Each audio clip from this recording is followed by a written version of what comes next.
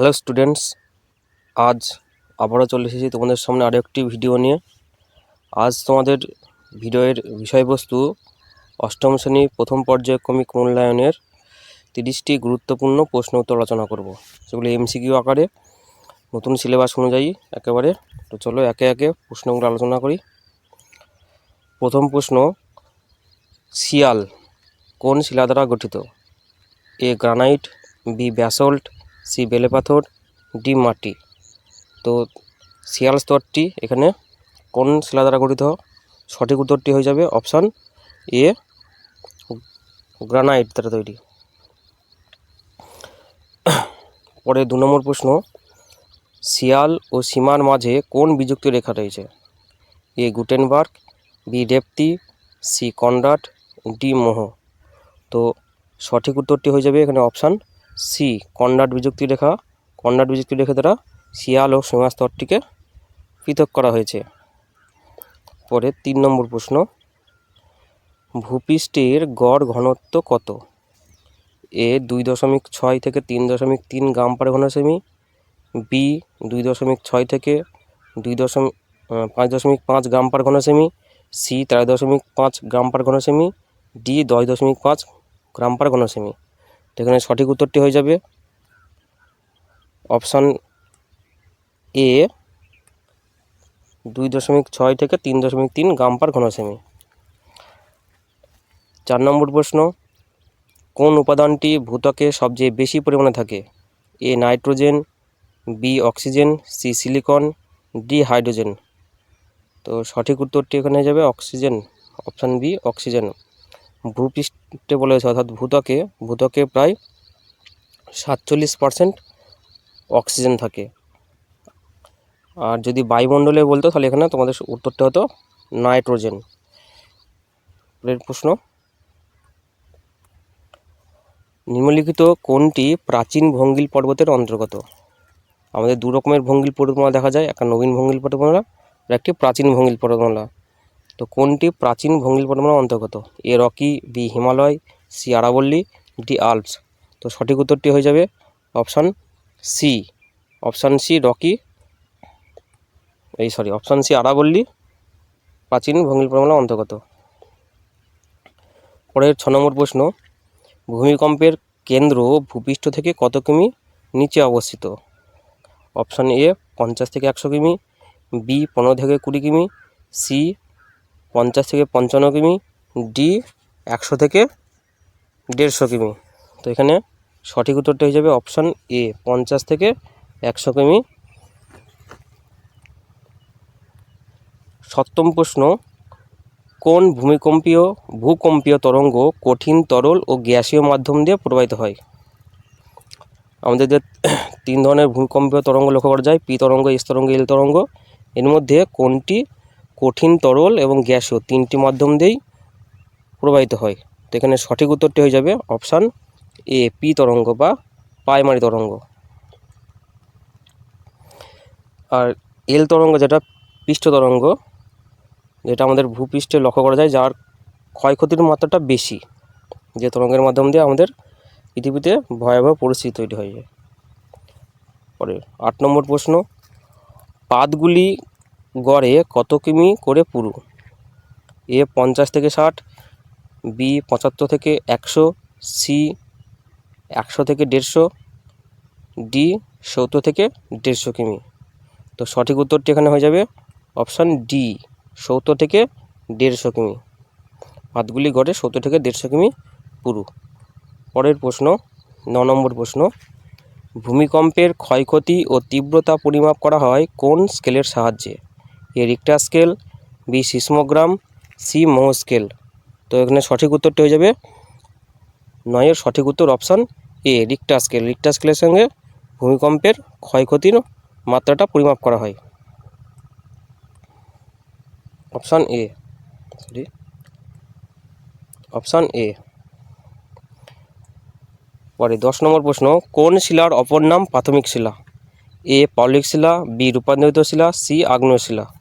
তো এখানে তোমার সঠিক উত্তরটি হয়ে যাবে অপশান সি, আগ্নেয় শিলা। আগ্নেয় শিলার অপর নাম হচ্ছে প্রাথমিক শিলা। পৃথিবীর সৃষ্টির সময় থেকে এই শিলা ছিল বলে এর নাম হচ্ছে প্রাথমিক শিলা। 11 নম্বর প্রশ্ন, গ্রাফাইট কোন শিলার রূপান্তরিত রূপ? অপশান এ গ্রানাইট, বি বেলে পাথর, সি পিট কয়লা, ডি ব্যাসল্ট। তো গ্রাফাইট কোন শিলা থেকে রূপান্তরিত হয়েছে? তো সঠিক উত্তরটি হয়ে যাবে অপশান সি পিট কয়লা। 12 নম্বর প্রশ্ন, চুনাপাথর যুক্ত ভূমিরূপ ভারতের কোন অঞ্চলে দেখা যায়? এ ছোটনাগপুর মালভূমি অঞ্চল, বি দাক্ষিণাত্য মালভূমি অঞ্চল, সি গাঙ্গেয় সমভূমি, ডি চেরাপুঞ্জি। তো সঠিক উত্তরটি হয়ে যাবে চেরাপুঞ্জি। মেঘালয়ের চেরাপুঞ্জিতে এখানে বৃষ্টিপাত বেশি এবং চুনাপাথরযুক্ত ভূমিরূপ এখানে দেখা যায়। পরে 13 নম্বর প্রশ্ন, খনিজের কাঠিন্য পরিমাপ করা হয় কোন স্কেলে? A seismograph, B Mohs, C Richter scale, D decibel.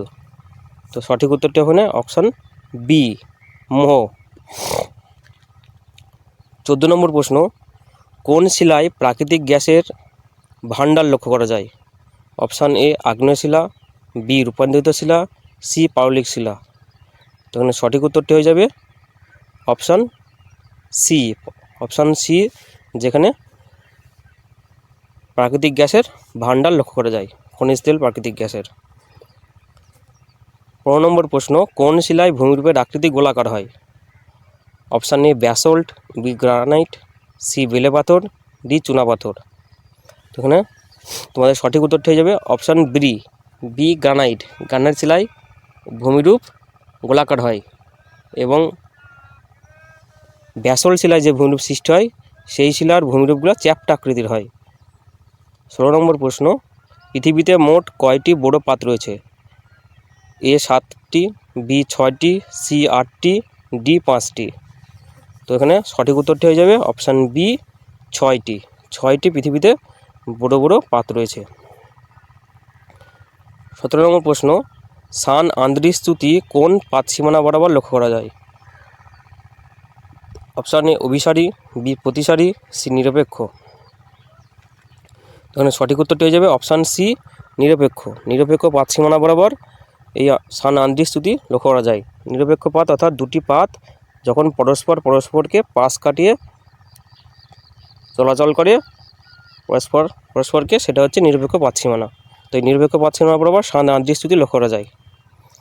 18 নম্বর প্রশ্ন, কেন্দ্র থেকে উলম্বভাবে ভূমিকম্প ভূপৃষ্ঠের যে স্থানে সর্বপ্রথম এসে পৌঁছায় তাকে কি বলে? এ উপকেন্দ্র, বি প্রধান কেন্দ্র, সি ভূকেন্দ্র।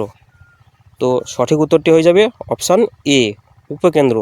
অর্থাৎ ভূপৃষ্ঠের নিচে যে কেন্দ্র যেখানে ভূমিকম্প সৃষ্টি হয়েছে তার থেকে সোজাসুজি যে তরঙ্গটি প্রথম এসে পৌঁছায় ভূপৃষ্ঠে সেটাকে ভূমিকম্পের উপকেন্দ্র বলে।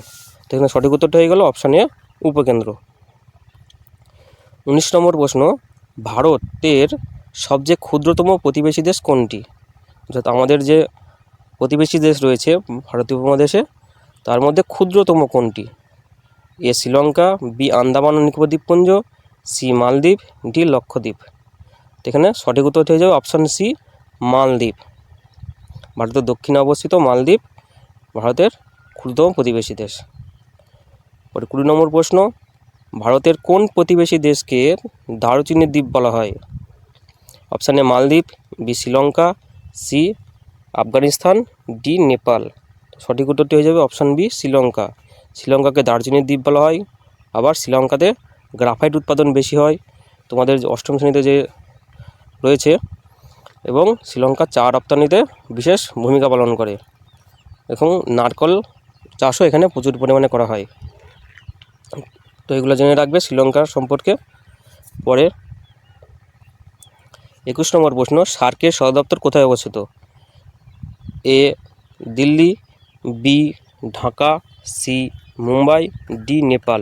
তো সঠিক উত্তরটি এখানে হয়ে যাবে অপশান ডি নেপালের কাঠমান্ডু শহরে এর সদর দপ্তর অবস্থিত। 22 নম্বর প্রশ্ন, আচ্ছা সার্ক প্রতিষ্ঠা হয় 1985 সালে। 1985 সালে সার্ক প্রতিষ্ঠিত হয়। ভারতের যে প্রতিবেশী দেশ অর্থাৎ south association for regional cooperation এর যে সদস্য তাদের সদর দপ্তর হচ্ছে নেপাল। এদের মধ্যে বাণিজ্যিক এবং শান্তি বজায় রাখার জন্য এই সার্ক 1950 সালে গঠন করা হয়। পরে 22 নম্বর প্রশ্ন, ভারতের কোন প্রতিবেশী দেশের বৃহত্তম শিল্প পর্যটন? কোন প্রতিবেশী দেশের বৃহত্তম শিল্প পর্যটন? A Nepal, B Bhutan, C Bangladesh, D Pakistan. তো সঠিক উত্তরটি এখানে হয়ে যাবে অপশান এ নেপাল। নেপালের যে শিল্পগুলির মধ্যে বেশিরভাগ অর্থটা আসে পর্যটনকে কেন্দ্র করে। পরের 23 নম্বর প্রশ্নে যাব, ক্যারেজ প্রথায় কোন দেশে কৃষিকাজ করা হয়? A Pakistan, B Bangladesh, C Bharat, D Afghanistan. তো সঠিক উত্তরটি হয়ে যাবে এখানে অপশান এ পাকিস্তান। পাকিস্তানে, আমাদের ভারতের যে উত্তর পশ্চিমে অবস্থিত পাকিস্তানের শুষ্ক অঞ্চলে ক্যারেজ প্রথাতে যে একটা খাল ব্যবস্থা তার মাধ্যম দিয়ে কৃষিকাজ করা হয়। 24 নম্বর প্রশ্ন, কোন প্রতিবেশী দেশে বছরে দুবার বর্ষাকাল আসে? A Pakistan, B Bharat, C Nepal, D Sri Lanka. এখানে সঠিক উত্তরটি হবে অপশান ডি শ্রীলঙ্কা। শ্রীলঙ্কাতে বছরে দুবার বর্ষাকাল আসে, অর্থাৎ মৌসুমী বায়ু যখন আগমন ঘটে এবং যখন প্রত্যাগমন ঘটে তখন এখানে বৃষ্টিপাত ঘটায়। 25 নম্বর প্রশ্ন, আফগানিস্তান ভারতের কোন দিকে অবস্থিত? এ উত্তর, বি উত্তর পশ্চিম, সি পশ্চিম, ডি পূর্ব। তো সঠিক উত্তর হয়ে যাবে অপশান বি উত্তর পশ্চিম। ভারতের উত্তর পশ্চিমে আফগানিস্তান অবস্থিত। পরের 26 নম্বর প্রশ্ন, শ্রীলঙ্কার প্রধান নদীর নাম কি? এ মহাবলী গঙ্গা, বি মেঘনা, সি ইরাবতী, ডি গঙ্গা। তো সঠিক উত্তরটি এখানে হয়ে যাবে অপশান এ মহাবলী গঙ্গা। তোমরা জানো মেঘনা বাংলাদেশে অবস্থিত, গঙ্গা ভারতের এবং ইরাবতী মায়ানমারের প্রধান নদী। তো এখানে সঠিক উত্তরটা হয়ে গেল অপশান এ মহাবলী গঙ্গা। পরে 27 নম্বর প্রশ্ন, সার্ক, একটু আগে যে প্রশ্নটি আলোচিত হলো, south Asian association for regional cooperation এর সদস্য দেশ কয়টি?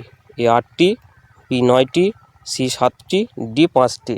তো এখানে তোমাদের সঠিক উত্তরটি হয়ে যাবে অপশান এ 8টি সার্কের সদস্য দেশ। 28 নম্বর প্রশ্ন, ভারত ও শ্রীলঙ্কা কোন প্রণালী দ্বারা বিচ্ছিন্ন হয়েছে? হ্যাঁ, ভারতের দক্ষিণে যে প্রতিবেশী দেশ আমাদের রয়েছে শ্রীলঙ্কা, একটু আগে যারা দেখলে দার্জিলিং দ্বীপ বলা হয়, সেই দেশটি কোন প্রণালী দ্বারা বিচ্ছিন্ন হয়েছে? এ মালাক্কা প্রণালী, বি পক প্রণালী, সি জিব্রাল্টার প্রণালী, ডি 10 ডিগ্রি চ্যানেল। তো এখানে সঠিক উত্তরটি হবে অপশান বি পক প্রণালী। পরে 19 নম্বর প্রশ্ন, রেল লাইনের মাঝে থাকা শিলার নাম কি? রেল লাইনের মাঝে যে তোমাদের শিলাটি থাকে দেখবে কালো রঙের যে পাথরের মতো, সেটার নাম কি? এ গ্রানাইট, বি বেলে পাথর, সি ব্যাসল্ট, ডি মার্বেল। তো তোমাদের এখানে সঠিক উত্তরটি হয়ে যাবে অপশান সি ব্যাসল্ট দ্বারা তৈরি হয়। পরে 30 নম্বর অর্থাৎ আজকের শেষ প্রশ্ন, কেন্দ্রমণ্ডলের গড় তাপমাত্রা কত? A 2000 degree Celsius, B 3000 degree Celsius, C 5000 degree Celsius, D 6000 degree Celsius.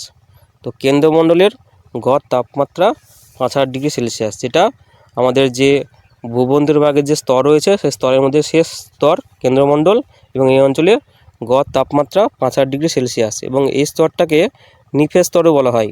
নিফে অর্থাৎ নিকেল এবং লোহা দিয়ে তৈরি বলে স্তরটাকে নিফে স্তর বলা হয়, এবং এই স্তরটি সবচেয়ে ভূমধ্যরের ভারী স্তর। তো আজকের মতো এখানেই ভিডিওটি শেষ করছি। পরবর্তীকালে আরও তোমাদের জন্য গুরুত্বপূর্ণ ভিডিও নিয়ে আসবো তোমাদের প্রথম পর্যায়ক্রমিক মূল্যায়ন সম্পর্কিত। এই রকম ভিডিও পাওয়ার জন্য আমার চ্যানেলটিকে সাবস্ক্রাইব করে রাখবে, যাতে তোমরা নোটিফিকেশন পেতে পারো। তো ধন্যবাদ।